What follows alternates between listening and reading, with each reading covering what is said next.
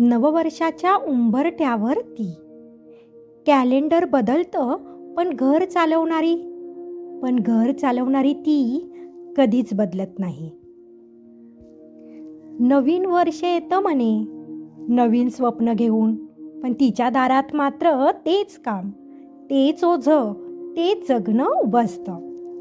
Calendar बदलतं, तारीख पुढे सरकते, पण तिच्या हातातली झाडू, स्वयंपाकघरातील चूल आणि मनातील काळजी कधीच बदलत नाही. कॅलेंडर बदलतं, तारीख पुढे सरकते, पण तिच्या हातातली झाडू, स्वयंपाकघरातली चूल आणि मनातील काळजी कधीच बदलत नाही. पहिल्या दिवशी पहाटे तीच आधी उठते. घर अजून झोपलेलं असतं, पण तिच्या जबाबदाऱ्या कधीच झोपत नाहीत. देवापुढे उभी राहते ती.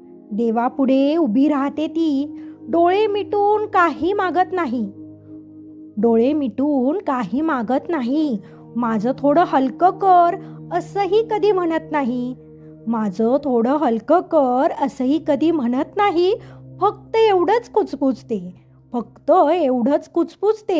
माझ्या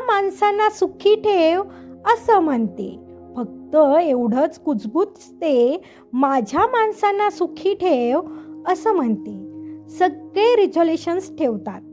सगळे रिझोल्युशन्स ठेवतात, ती मात्र मनातच लिहिते. मुलांचं भविष्य, घराचं स्थैर्य, नात्यांची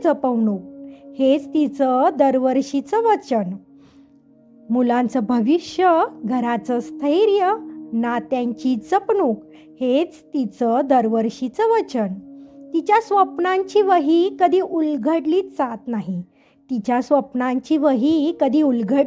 नाही, कारण तिच्या आयुष्यात मीसाठी जागाच नसते.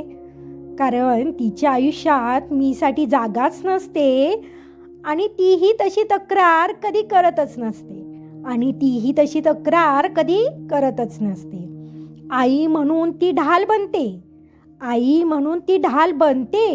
पत्नी म्हणून आधार होते.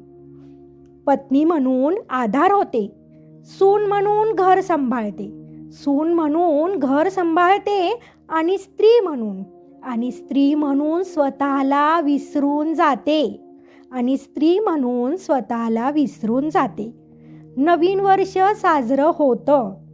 फटाके फुटतात, हसणं, आनंद, गोंधळ, पण त्या गोंधळात तिचं मौन मात्र कुणालाच ऐकू येत नाही. नवीन वर्ष साजरं होतं, फटाके फुटतात, हसणं, आनंद, गोंधळ, पण त्या गोंधळात तिचं मौन मात्र कुणालाच ऐकू येत नाही.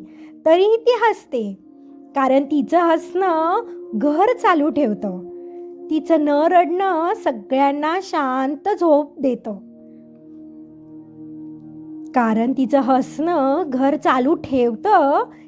न रडणं सगळ्यांना शांत झोप देतं.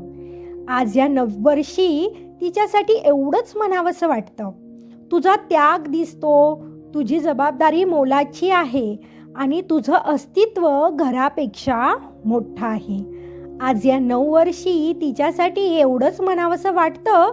तुझा त्याग दिसतो, तुझी जबाबदारी मोलाची आहे आणि तुझं अस्तित्व घरापेक्षा मोठं आहे.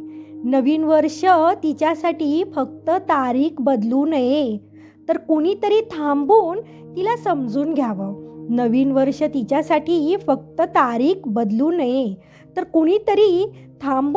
तिला समजून घ्यावं.